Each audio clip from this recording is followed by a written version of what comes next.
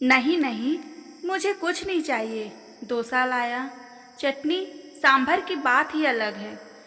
अपनी बेटी के लिए डोसा ऑर्डर कर चुके बाप ने कहा, बेटी डोसा खाने में मग्न थी और वह अपनी बेटी की तरफ प्रशंसा भरी निगाहों से पानी पीते पीते देख रहा था।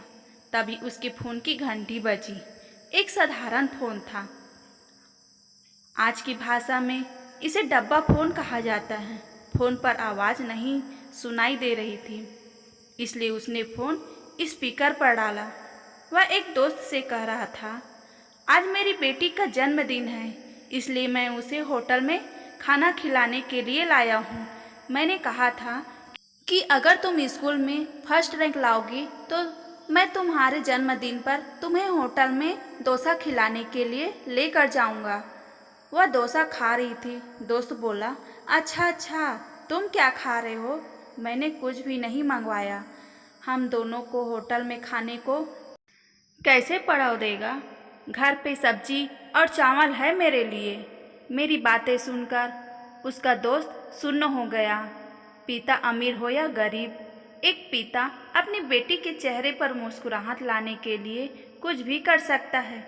मैनेजर यह सब चुपके से देख रहा था।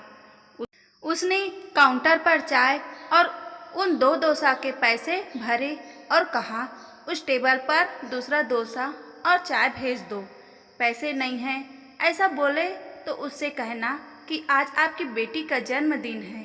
क्या आपकी बेटी स्कूल में फर्स्ट आई है? हमने आपकी सारी बातें सुन ली है, इसलिए हमारे होटल की तरफ से विशेष रूप से ऐसी पढ़ाई कर अव्वल आने वालों के लिए ऐसा कहना। इसके लिए कोई बिल नहीं है, लेकिन कृपया करके मुफ्त इन शब्द का उपयोग ना करें। मैनेजर वेटर से कहने लगा, मैं उसके पिता का आत्मसम्मान दुखाना नहीं चाहता था। और एक डोसा टेबल पर आ गया। पिता चिंतित हो गए और कहने लगे कि मैंने एक ही डोसा मंगाया था।